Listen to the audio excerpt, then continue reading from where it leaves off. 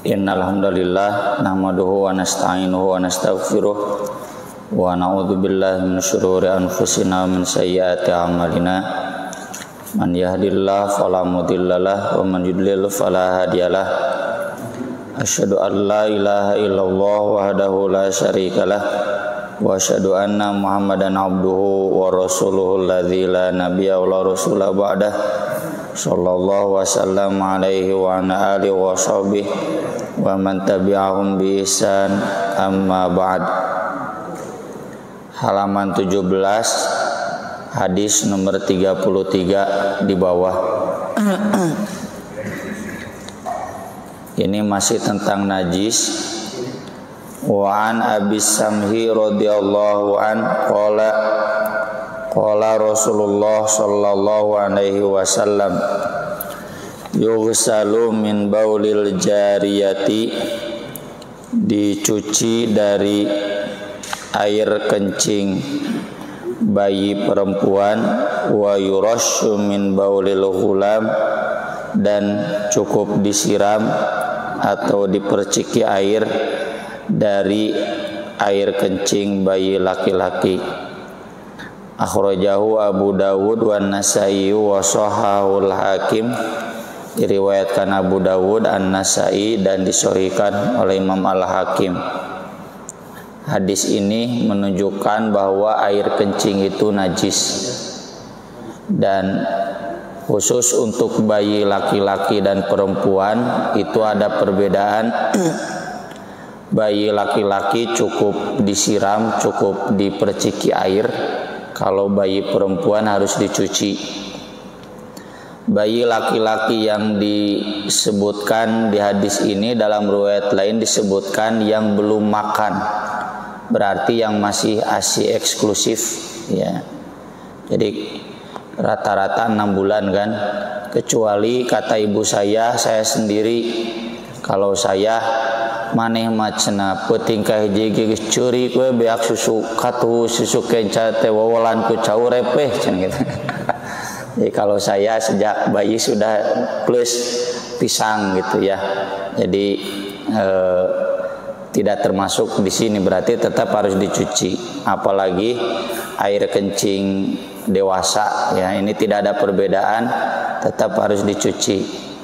Termasuk kepada baul ini adalah wadi. Wadi itu air kencing yang tersisa. Nanti ada di dalam bab qada hajat, ada buang air. Kata Imam Asy-Syafi'i, berdehemlah 3 kali kalau beres kencing. Maksudnya agar keluar semua, tidak ada yang tersisa ya. Atau maaf, diurut dakarnya 3 kali agar keluar ya wadinya, air kencing yang tersisanya. Jadi kalau sudah wudhu lalu kemudian ada keluar air kencing yang tersisa, maka itu najis, harus dicuci ya. Dan ini sudah kita bahas dulu minggu kemarin, mengapa di lemburnya ada fatwa tidak boleh sholat pakai celana karena dikhawatirkan najis. Sebenarnya bukan berarti nggak boleh ya, maksud nama atau najis. Kalau bersih ya seperti saya nggak apa-apa ya. Kemudian hadis nomor 34, wa an Asma binti Abi Bakrin radhiyallahu anhum anna Nabiyya sallallahu alaihi wasallam qala fi damil haidi yusibu thawb. Nabi sallallahu alaihi wasallam bersabda tentang darah haid yang kena ke pakaian. Kata Nabi, tahuttuhu, engkau kikis, summa taqrusuhu bil ma, lalu digosok dengan air, summa tandohu, kemudian disiram, atau tandohu itu dibilas, dikuprakeun, summa tusalli fi, kemudian baru kamu boleh sholat pakai pakaian itu. Muttafaqun alaih. Ini dalil yang jelas bahwa darah haid itu najis karena harus dicuci sampai bersih. Beda dengan kemarin air mani, bayah. Air mani Nabi cuci sekilas saja dan masih tersisa, oleh karena itu air mani tidak najis. Kemudian hadis nomor 35, an Abi Hurairah radhiyallahu an qalat Khawlatu ya Rasulullah fa in lam yadhhabid dam. Khawlah bertanya, wahai Rasulullah, bagaimana apabila darahnya tidak hilang? Kata Nabi, yakfikil ma'u wala yadurruki atharuhu. Cukup dibersihkan dengan air dan bekasnya tidak mengapa bagimu. Tapi hadis ini doif, oleh karena itu tidak kita pakai. Ini hanya informasi bahwa hadis ini doif. Jadi kalau darahnya membekas, ya nggak boleh dipakai sholat. Begitu saja baju itu. Jadi kenelap ya, dijadikan kekeset. Kalau bajunya masih baru, ya berarti jangan dipakai sholat saja. Kalau mau sholat diganti. Selanjutnya kita masuk babul wudu. Arti asal wudu itu dua. Satu bersih, yang kedua cerah, cemerlang. Ya cerah. Wajahnya cerah itu wudu dia, ya al-doa bersinar, ya al-doa itu walladzi ja'ala lakum syamsa diaan itu bersinar, ya. Jadi wudu itu arti asalnya bersih, cemerlang, cerah, bersinar, itu wudu. Ada syariat wudu itu tujuannya agar demikian, mengarah seger, mengarah cerah, cemerlang, bersinar. Wudu ini kalau dalam bahasa kita Pak, sirarai, si banget, ya. Kalau saya misalkan lu ketika kecil bangun tidur mau makan, si banget lah tuh. Nah itu si banget teh maksudnya cuci tangan kan, kemudian cuci muka. Atau dalam bahasa Indonesia ya cuci muka, cuci tangan, tuh wudu. Yakni membasuh anggota badan sebagian. Tapi wudu ini sudah masuk kategori syariat, dan itu yang dijelaskan di dalam surat Al-Maidah ayat 6, ya kan, sebagaimana saya kasih pengantar dulu bahwa bapak-bapak yang belajar Bulughul Maram ini sudah dianggap oleh Ibnu Hajar bapak-bapak itu sudah tamat Al-Quran, ya. Jadi dibahas di Quran dianggap tamat, dianggap sudah pada hafal. Di surat Al-Maidah ayat 6 Allah berfirman, wudu itu mencuci 4 anggota tubuh. 1, faghsilu wujuhakum, wajah. Wajah itu ya ini yang bagian depan, ya, yang atasnya dibatasi rambut, bawah batasi dagu. Kemudian wa aydiyakum ilal marafiq, tangan sampai sikut. Ini yang kedua. Kemudian yang ketiga, wamsahu biruusikum, usap kepala. Kepala itu ya ini yang di atas dan di belakang wajah, ya, sampai tengkuk. Kemudian wa arjulakum ilal ka'bain, kaki sampai 2 mata kaki. Ini urutan ini nggak boleh dilanggar karena Allah yang membuat urutannya.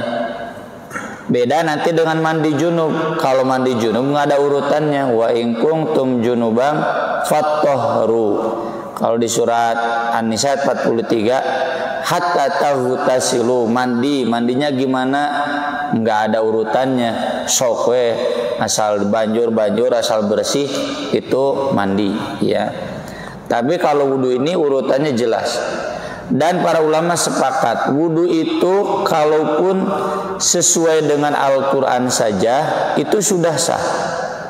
Jadi bapak langsung mencuci wajah, langsung ke tangan sampai sikut, langsung mengusap kepala, yang terakhir mencuci kaki, udah sah. Nggak pakai kumur-kumur, nggak pakai mengeluarkan ingus, nggak pakai telapak tangan cuci. Tapi kan sebagaimana sudah menjadi hukum baku di dalam syariat, di samping rukun wajib ada rukun sunat.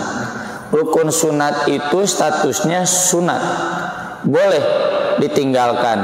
tapi kalau selalu ditinggalkan ini termasuk man raghiba an sunnati falaisa minni. Siapa yang membenci sunnahku maka dia bukan umatku.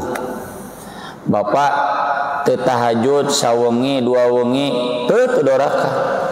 Tapi kalau tara tahajud doraka. Ya.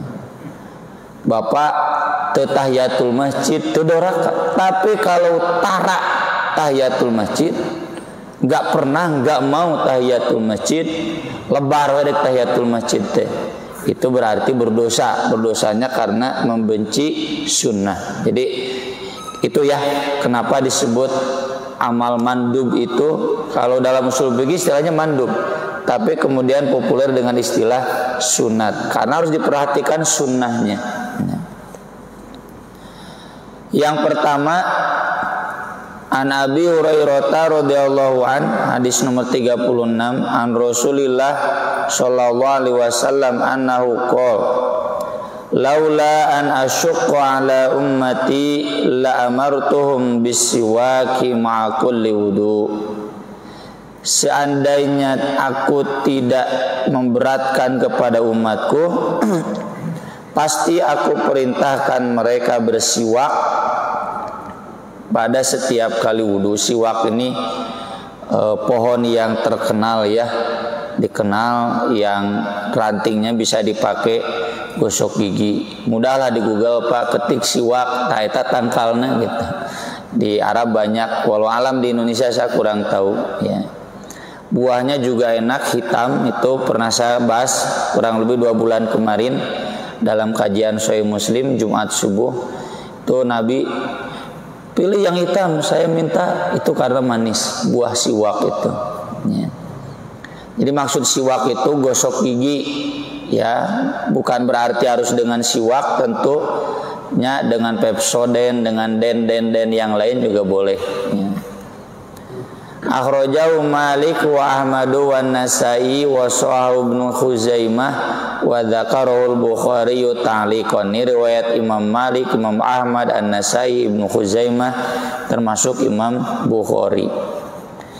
Perintah itu intinya wajib, tapi kalau tidak menekan, tidak mengharuskan, tidak jazim istilahnya, tidak memaksa, maka jatuhnya sunat. Ini kan intinya ada perintah kan, cuma karena takut memberatkan, jadi perintahnya tidak keras, maka berarti sunat setiap kali wudu gosok gigi. Kalau wudunya sering berarti gosok giginya juga sering. Dari maghrib ke isya, isyanya tidak wudu lagi, ya berarti nggak usah gosok gigi lagi ya. Kalaupun wudu lagi tidak bawa gosok gigi ya nggak apa-apa, sunat. Tapi kalau setiap wudu tidak pernah menyertakan gosok gigi, yang tadi berarti membenci sunnah ya. Saya pribadi alhamdulillah di tas saya, tas laptop, tas HP ada sikat gigi, ada odol ya. Di meja saya di pesantren, di meja saya di kantor saya, di toilet bawah, toilet atas, pokoknya mau 4 lah 5 sekali beli sikat gigi teh gitu.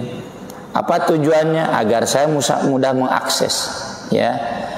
Selalu ada ya. Kadia unggul datanya anak kantong. Jadi setiap wudu pasti gosok gigi ya, kecuali kalau kebetulan tidak sedang bawa. Itu sebagai bagian dari sunnah. Dan dalam riwayat lain ada tentang sholat malam. Rasulullah SAW bangun 3 kali untuk sholat malam itu. Jam 10 kurang lebih ya, sepertiga malam awal, lalu tengah malam, lalu akhir malam menjelang subuh. 3 kalinya beliau wudu dan 3 kalinya beliau bersiwak, dan siwaknya sebelum wudu. Berarti secara umum ini siwak itu sebelum wudu. Maka dari itu disimpan oleh Ibnu Hajar di hadis sebelum wudu Ya, hadis pertama. Ya naon nyambungna siwak jeung wudu? Ya, karena dalam wudu itu ada anjuran bersiwak. Bahkan yang saya tulis di dalam tulisan saya, Nabi SAW itu kata Aisyah bersiwak setiap saat. Setiap masuk rumah Nabi bersiwak, setiap keluar rumah Nabi bersiwak. Jadi kalau kita diajarin dulu, saya khususnya bersiwak itu gosok gigi sehari 2 kali, ya, sesudah makan dan sebelum tidur. Itu sekuler itu, ya. Yang Islami itu setiap beraktivitas, ya. Bahkan tidak harus terganggu dengan saum. Memang ada fatwanya dari Imam Syafi'i, kalau sedang saum nggak boleh gosok gigi ba'da duhur ke sana. Kenapa? Kan ada hadisnya, bau mulut orang yang saum itu jadi pahala. Makanya kalau sudah bau mulut itu pahalanya gede, lebih bau lebih gede pahalanya. Itu ada hadisnya yang melarang jangan bersiwak selepas duhur. Dan mulai bau kan dari duhur ke sana, karena kan secara teorinya bau mulut itu akibat bakteri pemakan makanan kita, makanan yang nggak ada, jadi bakterinya membusuk, cenahnya ada kita apa ya dari duhur ke sana. Tapi alhamdulillah hadisnya doif, ya. Yang sahih itu dari Anas bin Malik dan dari Qatadah. Saya memperhatikan Nabi mau saum tidak saum, beliau bersiwak mala uhsi, tidak terhitung lagi, saking sering gitu, ya. Gosok gigi lagi, ya. Kemudian dalam riwayat lain kata Nabi, as-siwak itu marodotun lirrabbi matharatun lil fami, mensucikan mulut dan diridhoi oleh Allah. Berarti yang mulutnya bau itu tidak diridhoi oleh Allah. Dan para ulama sepakat, apalagi yang bau mulut habis makan bawang itu wajib bersiwak. Kalau sekarang yang makan petei, makan jengkol termasuk udud, nah itu wajib, ya. Makanya saya di masjid, ya, kalau ada yang udud kan biasa kalau buka saum lain kanu korma, kanu ngaroko, tukang ngaroko. Masuk masjid saya marah, jangan masuk masjid gosok gigi lah, bau.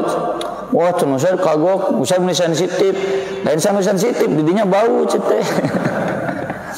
Abong tengah rokoknya cete didinya abong ngaroko gitu. Pak abong yang wayana hargai kan, ya. Kita kan kalau ada yang merokok, ini 2 orang, ini dia yang ketiga kambu. Saya kadang pernah mundur kalau jadi makmum, kalau jadi imam beres sholat saya harus tegur, saya ingin bau rokok gitu. Karena ada masjid abdi, ya, masjid abdi teh masjid jamaah saya gitu. Kalau di Batu Romano tuh wantun Pak. Kalau di masjid saya ingin ngarokok, kemah tuh gosok gigi, tegur weh. Ngajan bapak-bapak oge gitu. Karena Nabi SAW kan jelas, yang makan bawang jangan datang ke masjid. Karena malaikat terganggu dengan yang manusia juga terganggu. Jadi bukan hanya jamaah sholat yang terganggu, tapi juga malaikat, ya. Makanya saya sependapat dengan guru saya Profesor Maman Abdul Rahman, yaitu para perokok itu tidak diridhoi Allah, ya, berarti dimurkai oleh Allah, ya, selama merokoknya. Kalau sudah merokok berarti sudah karena bau mulut gitu, ya. Bukan berarti bawang haram kan, karena kata Umar bin Khattab bawang itu matikan baunya dengan digoreng atau dibakar, ya. Jadi bukan bawangnya yang haram, tapi jangan sampai bikin baunya. Nah itu para ulama sepakat, yang saya lihat berdasarkan hadis itu gosok gigi jadi wajib, bersiwak jadi wajib bagi yang bau mulut, ya. Itu seputar siwak. Kemudian nanti ada satu lagi, ya, catatan khusus bagi para pembaca Al-Quran.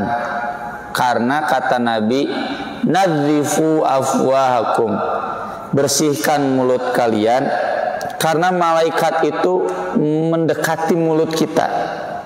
Ketika kita mengaji, termasuk ketika sholat, dan malaikat terganggu dengan bau mulut.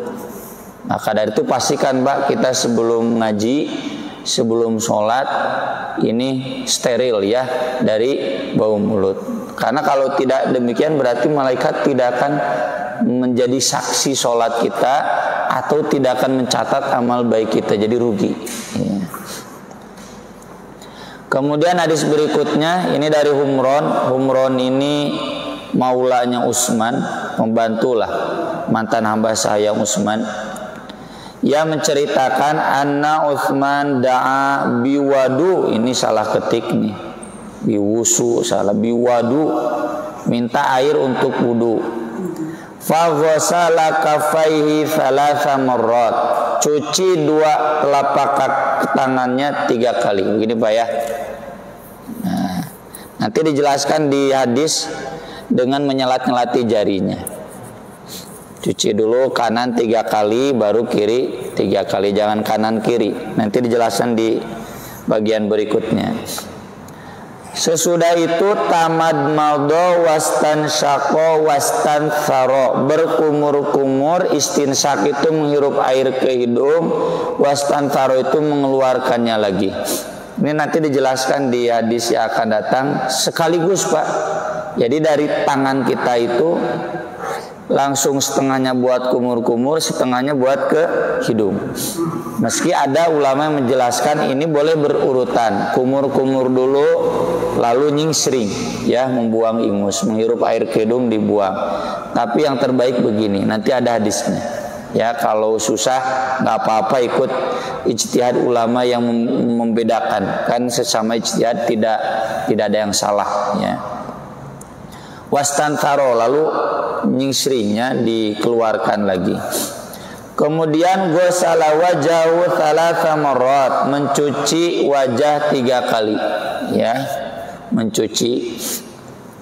Kemudian ghusala yadahul yumna ilal mirfaq thalatha marrat, mencuci tangan kanan sampai sikut 3 kali. Nanti ada hadisnya, lebih baik dilebihkan, ya, lebih baik dilebihkan. Abu Hurairah ketika menjelaskan hadis yang akan kita bahas sampai bahu. Kalau ini wajah sampai leher. Tapi maksudnya bukan berarti harus sampai leher ya. Maksudnya lebih baik dilebihkan daripada kurang. Kalau kurang nanti ada hadisnya.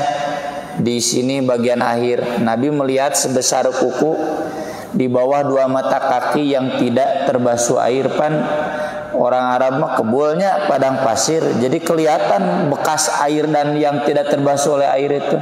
Kata Nabi, irji' fahsin wudu'aka, balik lagi, mulai lagi wudunya, balikan deui. Ente itu cuci kakinya nggak begitu, balikan deui.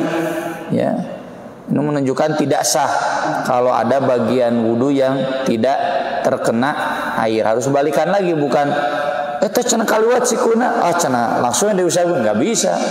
Ya, dari awal lagi. Tsummal yusra mithla dzalik, kemudian yang kiri juga sama sampai sikut 3 kali. Nah, ini berarti berurutan Pak ya. Kanan dulu lalu kiri. Tsumma masah bi ra'sihi, kemudian mengusap kepalanya. Nah, ini belum dijelaskan, nanti dijelaskan di hadis berikutnya bagaimana mengusap kepala. Tsumma ghasala rijlahul yumna ilal ka'bain thalatha marrat, kemudian mencuci kaki kanan sampai 2 mata kaki 3 kali. Ini juga lebih baik dilebihkan ke atas. Tsummal yusra mithla dzalik, kemudian yang kiri seperti itu. Tsumma qol, kemudian kata Utsman, ra'aitu Rasulullah sallallahu alaihi wasallam tawaddo'a, bukan tawaddo. Aku melihat Rasulullah sallallahu alaihi wasallam berwudu nahwa wudu'i hadza, seperti wuduku ini. Muttafaqun alaihi. Muttafaq alaihi itu disepakati kesohihannya oleh semua umat Islam, semua ulama hadis. Kemudian bagaimana cara mengusap kepala dijelaskan di hadis-hadis berikutnya. Wa an Aliyin radhiyallahu an fi sifati wudu'in Nabi sallallahu alaihi wasallam maqal wa masaha bi ra'sihi wahidatan Nabi meskipun yang lain 3 kali, kepala mah cukup 1 kali. Ini jelas hadisnya, riwayat Abu Dawud, Tirmidzi, An-Nasai. Bahkan kata Imam At-Tirmidzi, annahu asahu syai'in fil bab. Ini merupakan hadis yang paling sahih dalam bab tersebut, dalam bab mengusap kepala, ya. Lalu kenapa saudara-saudara kita ada yang 3 kali? Itu berdasarkan hadis Utsman tadi, standarnya 3 kali, berarti ini 3 kali. Tapi itu kurang kuat, ya. Yang paling kuat 1 kali cukup kepala itu. Kemudian wa an Abdullah bin Zaid bin Asim radhiyallahu anhum fi sifatil wudu qol wa masaha Rasulullah sallallahu alaihi wasallam bi ra'si. Rasulullah sallallahu alaihi wasallam mengusap kepalanya, fa aqbala bi yadayhi, maka aqbala itu menarik dari depan kedua tangannya, 2 Pak, nyente hiji. Ya, mohon maaf. Bapak-bapak yang masih begini itu kurang kuat Pak, ya, 2. Akbala itu dari depan, tarik ke belakang. Wa adbaro itu dari belakang, tarik ke depan, ya. Wa fi ladzin lahuma, ini riwayat Bukhari Muslim, banyak, wah sahih pisan, ya. Bada'a bi muqaddami ra'si, mulai dari bagian depan kepalanya. Begini Pak, dari sini bagian depan kan sini. Nah, hatta dzahaba bihima, 2. Lalu menarik dengan kedua telapak tangan yang tehiji, menarik ke sini, jadi enggak bagian depannya saja. Ila qafahu, sampai tengkuknya. Jadi begini, dari depan 2, nah sampai belakang. Summa raddahuma, kemudian mengembalikan lagi keduanya ilal makanil ladzi bada'a minhu, ke sini, jangan begini. Nah, ini berarti enggak selesai, ya. Dari sini ke belakang lalu ke depan lagi. Atau cenah acak-acakan rambut bae pan kenyisiran. Ini Pak ya, ini sahih Bukhari Muslim. Nah, saudara-saudara kita yang begini nanti ada dalilnya, tapi kurang kuat tentu kalau dibanding Bukhari Muslim, ya. Dan dalilnya juga isyarat, diperdebatkan. Lebih baik kita memilih yang pasti, yang kuat. Yang diperdebatkan sebaiknya tidak dipilih. Meski ya untuk toleransi boleh, tapi kan boleh juga kita ya ngobrol. Ini lebih baik ini Bukhari Muslim kuat, ya. Kemudian belum cukup sampai di sana. Kata Abdullah bin Amr radhiyallahu anhum fi sifatil wudu, qala thumma masaha bi ra'sihi, Nabi mengusap kepalanya kayak tadi. Sudah sampai sini.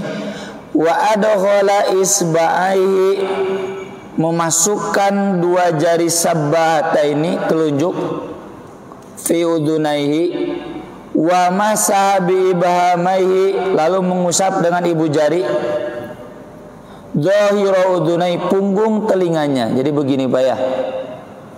Nah, begitu. Dan ini sama 1 kali, ya. Jadi mohon maaf, nggak perlu begini 3 kali terus begini 3 kali, nggak perlu, ya. Ini hadisnya jelas. Rawahu Abu Dawud wa Nasai wa Sahih Ibnu Khuzaimah. Jadi begini Pak ya. Ini ke belakang, lalu ke depan, lalu masukkan, nggak usah ngambil lagi. Meski ada nanti di Muwatta Malik mengambil lagi dari praktik Ibnu Umar. Kalau praktik Rasul nggak mengambil lagi. Berarti ada 2 pilihan. Tapi yang terbaik yang langsung dipraktikkan Rasul. Nggak usah ngambil lagi. Gini ke di sini langsung ke sini. Nggak usah ngambil lagi air. Kalaupun mau ngambil air itu berarti pakai hadis Ibnu Umar. Pengamalan beliau memang sahabat kalau mengamalkan sesuatu ibadah mustahil nggak ada izin dari Rasulullah. Cuma dari segi kekuatan tentu kuat yang langsung dilaporkan dari Rasulullah. Begitulah praktik wudu yang pokoknya, ya. Tinggal nanti berikutnya ini dalil-dalil seputar pelengkapnya.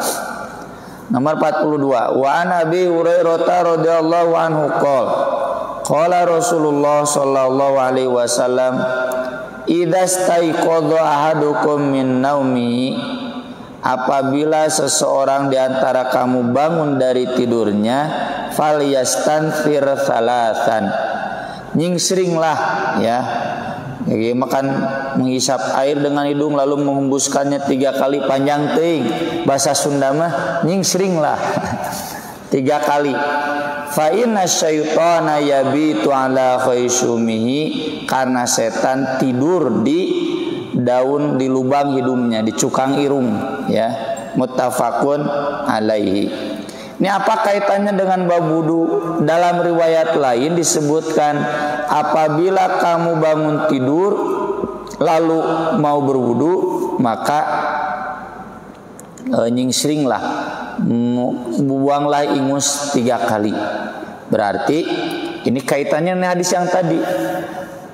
Meski tidak ada di Al-Qur'annya, kan membersihkan hidung itu ada di hadis Humron ya, hadis Utsman bin Affan.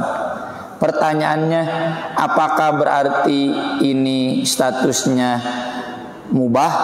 Ternyata tidak ada perintahnya, cuma memang perintahnya tidak jatuh sampai wajib. Jadi jangan diabaikan, jangan mentang-mentang nggak ada di Al-Qur'annya lalu diabaikan, karena pada prinsipnya juga diperintah di hadis ini.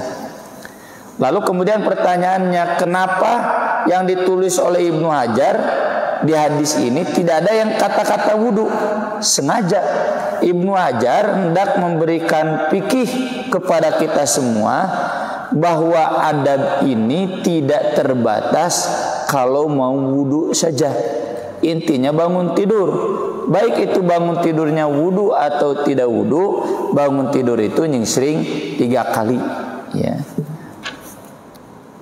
Kemudian pelengkapnya ini masih dari Abu Hurairah, wa idza staiqadha ahadukum min naumihi, apabila bangun salah seorang di antara kalian dari tidurnya, fala yaghmis yadahu fil ina, jangan memasukkan tangannya ke air, hatta yaghsilaha salasan, sehingga dia mencucinya 3 kali. Fa innahu la yadri aina batat yaduhu, bukan yadahu, karena dia tidak tahu tangannya semalaman nyabak naon wae, buang ngorongnya, buang nyabak naon gitu, gagaro kan kotor. Muttafaqun alaihi, ini Bukhari Muslim. Apa ini maksudnya dengan bab wudu? Wudu kan pasti ngambil air. Nah, sebelum ngambil air tangan harus bersih dulu, harus cuci dulu. Ini cocoklah dengan prokes ya. Rasul nih sebelum ada prokes-prokes sudah mengajarkan. Jadi sebelum kita bebersih bahkan tangan harus dicuci dulu. Dan ini yang nanti masuk ke bab air yang kita bahas kemarin. Jangan sampai ada air mustakmal. Meski air mustakmal itu boleh dipakai selama masih suci, tapi sebaiknya jangan sampai sebelum tangan betul-betul bersih. Jadi tong dikobok cai teh sebelum tangan bersih, begitu ya. Ini kaitan dengan wudu kan, sebelum wudu kita cuci tangan 3 kali. Ini ada perintahnya di sini sama 3 kalinya. Kemudian ini tentang setan yang tidur di lubang hidung, ini bagian dari hal ghaib ya. Dan tentu tidur di sini kemungkinan besar bagi yang lupa zikir. Kalau yang tidak lupa zikir kan kata Nabi tidak akan didekati oleh setan sampai dia bangun. Meski demikian ada abdi mah cenah setan teu ngilu sare nyanger we nya. Sebagai adab mah sebaiknya kita amalkan falyastantir salasan. Kemudian Wan Laqit ibni Sabirah radhiyallahu anhu qala Rasulullah sallallahu alaihi wasallam asbighil wudu, sempurnakanlah wudu. Tapi ini perintahnya perintah sunat ya. Para ulama sepakat karena tadi prinsipnya yang di Al-Qur'an tuh yang wajib, yang 4. Wa khallil bainal asabi, selat-selatilah jari-jari. Bersihkanlah sela-sela jari. Jadi begini Pak ya. Bukan hanya telapak tangan, tapi juga telapak kaki. Ya, dikitu-kitu tah. Meski ini tadi tidak wajib karena Nabi memerintahkan, berarti sunat. Setiap wudu sebaiknya jangan terlewat. Kalaupun terlewat sesekali tidak dosa. Cuma kalau selalu dilewat, nah yang tadi ya, berarti membenci sunnah Nabi. Wa baligh fil istinsaq, dan sampailah ke atas ketika menghirup air. Jadi Pak, ketika urang sering sing kaluhur, sing nyereng saur guru abdi mah, ya.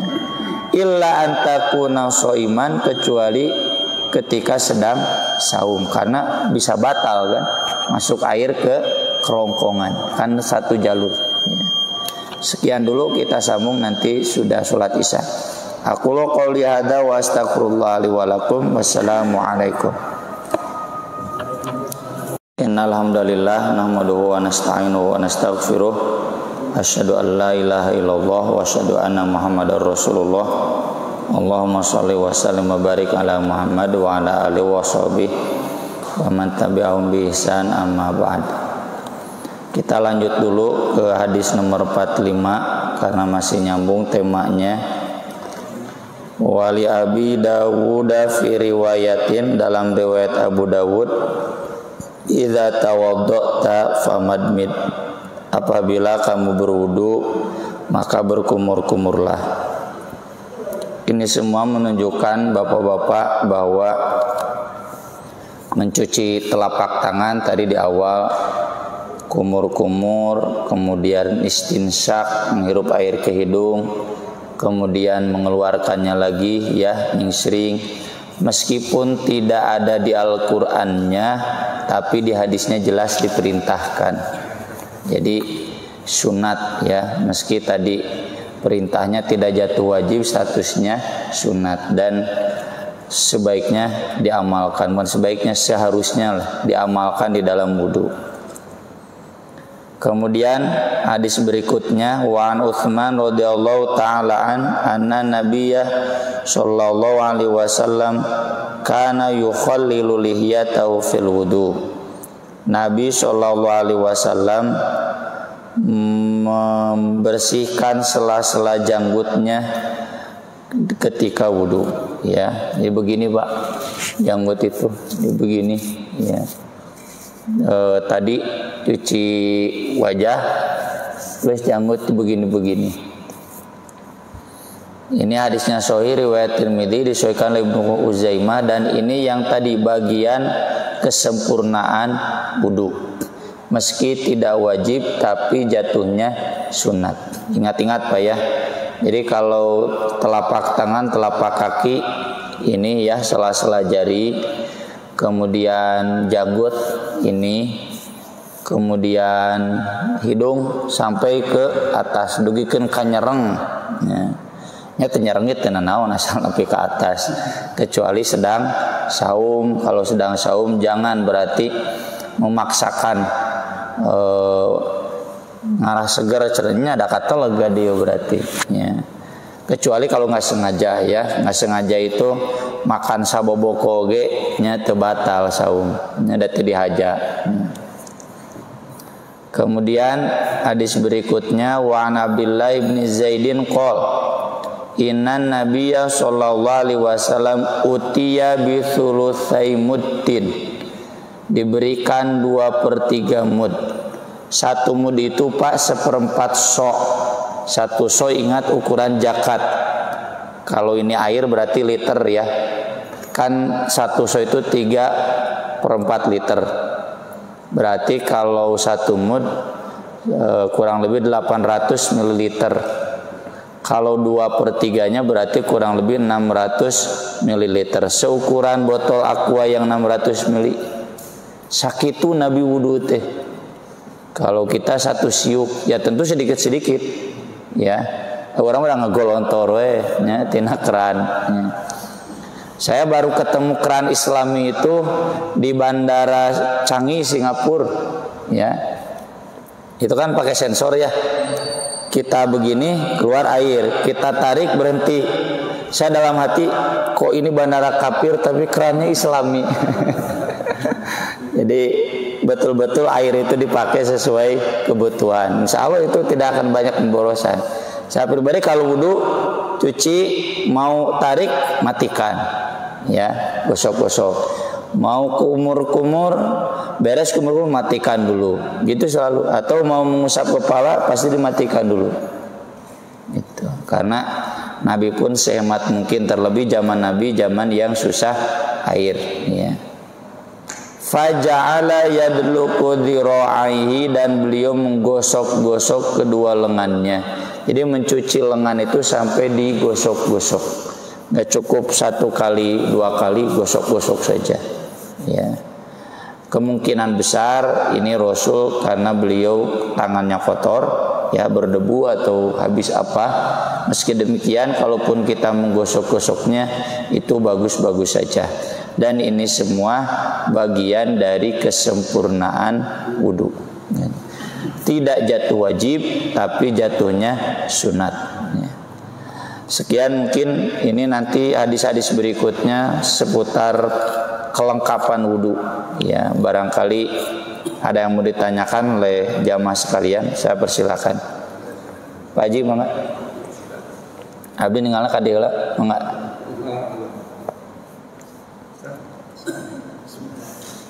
Assalamualaikum warahmatullahi wabarakatuh. Assalamualaikum. Ustaz mengingatkan di jalan terkait dengan hadis, kalau tidak menggerakkan mata, maka setiap sholat untuk melakukan dulu. Siwak. Itu kalau mungkin di Arab siapa apa di sini bisa pakai itu. Iya. Seperti itu. Ya. Kemudian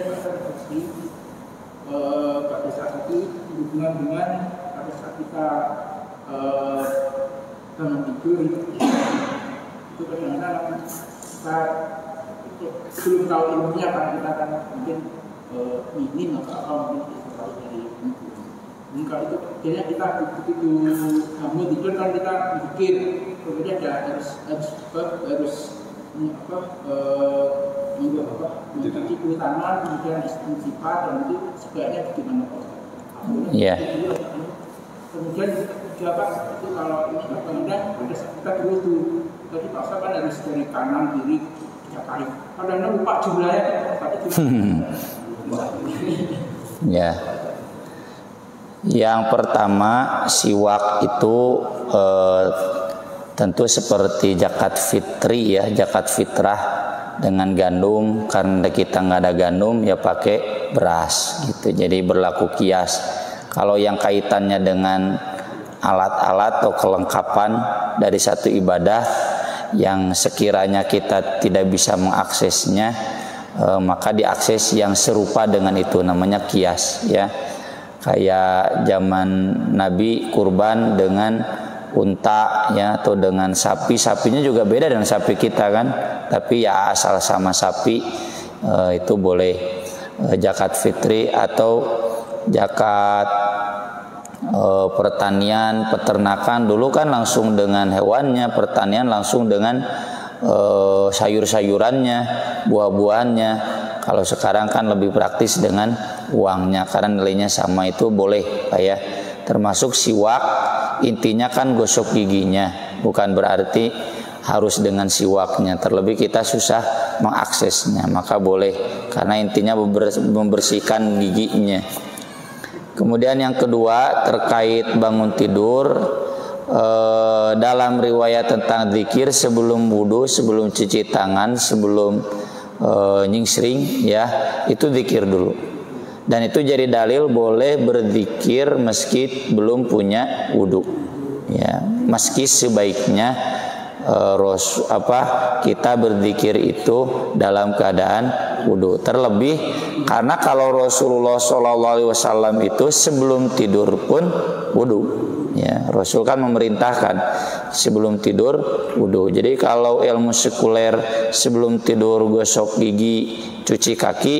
Kalau dalam ilmu Islam sebelum tidur itu wudu, ya, ada perintahnya di dalam adab tidur. Kemudian yang ketiga, terkait lupa, kalau lupa tidak jadi soal Pak ya, karena ada hadisnya umum, innallaha rafa'an ummati anil khata wan nisyan. Allah akan mencabut catatan dari umatku karena salah tidak sengaja dan karena lupa. Tapi lamun unggal dinten lupana, nah eta mah berarti ceroboh ya, tidak hati-hati. Maka harus diniatkan dari sejak awal bagaimana agar kita tidak lupa ya. Sok niatkan geura lupa, mau lupa apa? Mengapa Haji? Saat ini kan tadi di versi yang disampaikan ini kita mencuci sela-sela jari itu pada awal ya. Ya. Nah, sekarang pada saat mencuci tangan sampai sedemikian itu di sela-sela jari di ini lagi. Enggak perlu ya. Jadi cukup di awal saja, karena nanti ketika cuci tangan fokusnya di sini ya. Meski tentu dengan ini juga ya. Termasuk kaki, kalau kaki pas cuci kaki. Ada lagi? Mangga, ini dulu belakang dulu. Ini bacaan untuk awal wudu sama air wudu. Oh iya. Bacaan awal wudu nanti ada di hadis 55 itu bismillah saja. Ya. Kemudian bacaan akhir wudu nanti ada di halaman 27 nomor 62. Ini syahadat plus boleh ditambah Allahumma ja'alni minat tawabin wa ja'alni minal mutatahhirin. Syahadat saja boleh, ditambah juga boleh karena tambahannya pun sahih ya. Selebihnya dari itu, ini bukan kata saya, kata Imam Ar-Rafi'i. Imam Ar-Rafi'i ini ulama besar madzhab Syafi'i. Doa-doa yang dibaca ketika cuci tangan, ada doa khusus. Ketika mencuci wajah, Allahumma bayyid wajhi yauma tabyaddu wujuhik wa la tusawwid wajhi yauma taswaddu wujuhuk. Itu semuanya doif ya, hanya ada dari asar-asar para ulama, tapi tidak ada satupun dalil yang sahih. Itu bukan kata saya, kata Imam Ar-Rafi'i. Persis seperti ini kan Bulughul Maram, saya sudah kasih pengantar kitab madzhab Syafi'i. Tapi meskipun Ibnu Hajar madzhab Syafi'i dalam masalah mencuci kepala, memang kalau kita lihat gurunya Imam An-Nawawi menganjurkan cukup 3 kali. Ya, bagian depannya saja, bukan kepala, rambutnya kieu. Punten karunya anu teh rambutan. Ya.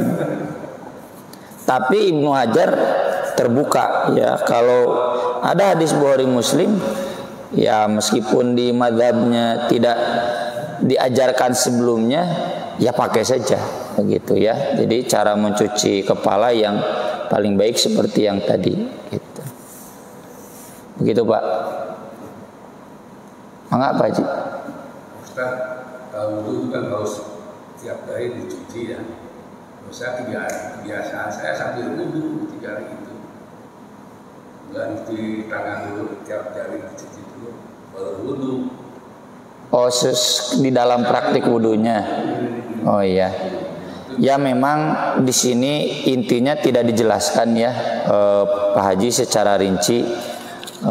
Itu selat-selat di jari itu pas awal wudhu atau ketika di tengah-tengah wudhu ya. Saya tadi fikih saya, karena kan awal itu harus bersih ya. Kalau di awal tidak bersih sela-sela jarinya, nanti khawatir kotor ke yang lain. Kalau di awal sudah bersih, berarti yang kedua kalinya ketika mencuci tangan nggak perlu begitu. Kalau Pak Haji, saya juga yang kedua kalinya mau, nah ya silakan saja. Memang nggak ada dalil, itu hanya fikih saya pribadi. Kalau sudah di awal ya sudah. Dan kalau nanti kedua khawatir justru masih ada kotoran tersisa di awal, maka lebih baik di awal. Ya begitu Pak Haji. Ya. Mangga Pak Haji. Wudu nomor 43 dan 43. Apabila seorang di antara kamu bangun dari tidurnya, maka janganlah ia langsung masukkan tangannya ke dalam air sebelum membasuhnya 3 kali. Yang ditanyakan ini air di dalam bejana atau air yang dari keran? Kalau memasukkan berarti air yang ada di wadah. Itulah kenapa kalau di lemur-lemur kudu dina pancuran wae. Karena nggak boleh air mustakmal itu yang kita bahas kemarin. Air mustakmal itu air bekas orang lain. Tapi kan kita sudah bahas air mustakmal itu boleh dipakai selama masih bersih. Cuma memang adabnya cek bahasa kolot motong dikobok cai teh gitunya agar tidak kotor gitu. Itu saja. Tapi kan berarti ketika tangan kita dimasukkan ke air kemudian airnya otomatis najis. Kan kembali ke hukum najis air. Najis air itu ada dua syarat. Satu, terkena najis. Yang kedua, berubah zatnya karena najis. Kalau berubah bukan karena najis, ya itu berarti bukan najis. Jadi secara umum air musta'mal itu air yang ada di wadah dan di kobok gitu ya, itu halal kalau bukan karena najis. Cuma secara adabnya sebaiknya tidak demikian. Sebelum tangannya bersih. Kalau tangannya bersih boleh. Ini di sini menunjukkan boleh asal tangannya sudah bersih. Ya. Kalau di pancuran otomatis Pak Haji aman. Ya. Mangga. Kalau kita lihat urutan, katakan kan 3 kali kanan 3 kiri. Ada juga yang kanan kiri. Apakah ada rujukan hadisnya juga? Saya belum menemukan dalil yang mencuci tangan atau kaki kanan kiri belum, ya. Bahkan saya dulu diajarkan oleh guru saya di pesantren, awas cenah kudu katuh heula teu meunang kanan kiri ke kadituna oke cenah. Keur usum film kanan kiri oke cenah gitu. Jadi teu meunang cenah. Kanan dulu udah kanan beres lalu kiri begitu. Jadi kalaupun ada ya saya minta ya, kalaupun ditanyakan ada atau tidak saya sementara jawab saya belum menemukan. Jadi yang ada udah aja nih yang jelas, kanan dulu 3 kali baru kiri 3 kali. Ustaz, lanjutkan ya tadi masuk tangan ini dari bawah dulu atau dari atas dulu? Nggak ada aturan Pak Haji, silakan tergantung ya, mau dari sikut dulu ke sini, mau dari sini ke sini ya. Dulu saya mendapatkan itu dari kiai itu harus dari bawah dulu betul. Oh gitu. Nah saya belum paham tuh fikihnya.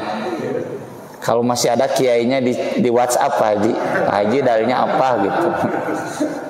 Dalilnya apa? Saya belum menemukan tuh. Ya. Ya. Mengapa Haji? Ketika selesai wudhu kan muka, tangan, kaki basah saja. Boleh dilap dengan wudhu? Kalau larangan tidak kita temukan. Cuma memang nanti itu di Riyadhus Shalihin, kalau di sini nggak ada. Karena bukan masuk fikih, eta mah masuk fadilah ya. Jadi ada sahabat, saya lupa lagi namanya. Beliau meriwayatkan seberapa besar dosa dihapus itu seberapa lama air kering ya, maka dari itu tidak dihanduk. Bahkan nanti kalau mandi junub ada di sini, Nabi dikasih handuk oleh Maimunah, Nabi nggak mau, cukup begini oleh tangan tunggu kering lalu di baju ya, karena mungkin zaman Nabi mah di padang pasir panas ya. Terus bajuna teh jiga urangnya, baju simple, ya baju anduk. Nabi mah kalau dipakai pun langsung kering gitu. Tapi kalau saya pribadi kalau mandi junub, udah pasti malamnya rata-rata tiris, di anduk we. Rata-rata malam tiris di anduk we gitu. Gak pernah mengamalkan yang Nabi itu, bukan berarti saya membenci sunnah, nggak kuat we.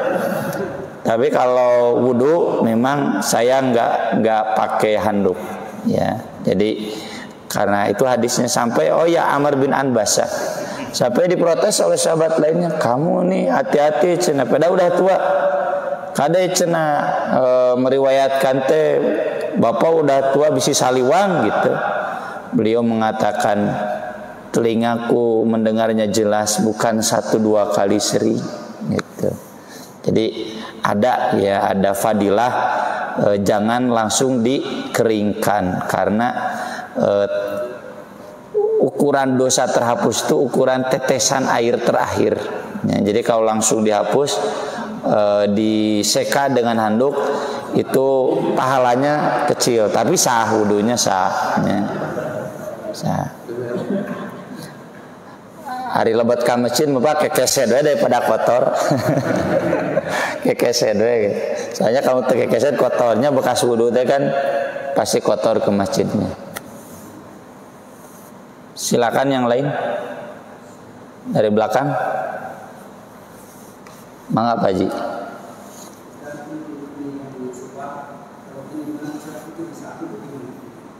Gimana Pak Haji?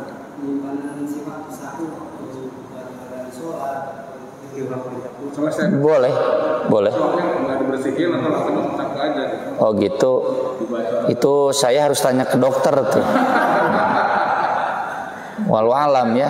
Rasulullah seperti apa? Itu kan Rasulullah ada hadis menerangkan sholat bersiwak dulu gitu. Nah kan masuk satu gitu. Nah, saya nggak menemukan keterangan ya. Cuma yang saya paham Rasulullah itu sangat bersih ya. Sangat, nah istilahnya tehnya bersih teh. Nah higienis. Rasul itu sangat higienis.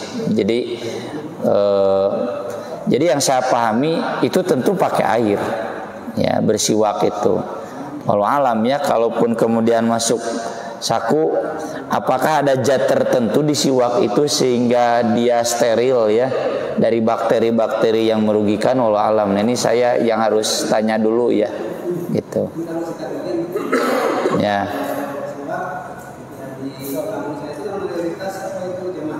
Ya.